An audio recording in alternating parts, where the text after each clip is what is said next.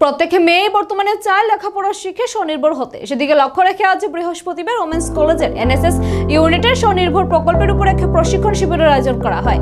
এই প্রশিক্ষণ শিবিরে ছাত্রীদের সেলাই কাজের উপর প্রশিক্ষণ দেওয়া হয়। এই কর্মসূচিতে প্রশিক্ষক হিসেবে উপস্থিত ছিলেন মহাবিদ্যালয়ের শিক্ষক নরেশ দেবনাথ। কর্মসূচিতে উপস্থিত থেকে ছাত্রদের উৎসাহ দেন কলেজের অধ্যক্ষা সর্বরী নাথ সহ অন্যান্য অধ্যাপক অধ্যাপিকা। এই প্রসঙ্গে প্রোগ্রাম অফিসার রমা ভট্টাচার্য বলেন, লেখাপড়ার পাশাপাশি আমরা মেয়েদের নানা স্বনির্ভর প্রকল্পের প্রশিক্ষণ দিয়ে থাকি। আমরা ছাত্রদের এই প্রশিক্ষণ দিয়ে এক কথা বোঝাতে চাই যে সকলকে তো আর চাকরি দিয়ে স্বনির্ভর করা যাবে না, কিন্তু হাতের কাজ শিখে তারা স্বনির্ভর হতে পারে।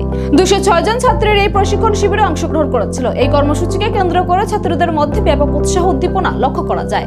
প্রত্যেক মেয়েরাই চাই স্বনির্ভর হতে, তাই লেখাপড়ার পাশাপাশি আমরা ওমেন্স কলেজ এনএসএস ইউনিট প্রতিনিয়তই আমরা বিভিন্ন ধরনের স্বনির্ভর প্রকল্প কিভাবে মেয়েদেরকে উন্নতি করা যায়, যে কখনো ব্লাউজ কাটা শেখানো, কখনো হাতের কাজের অন্য কিছু শেখানো, কাগজের ঠোঙা বানানো শেখানো।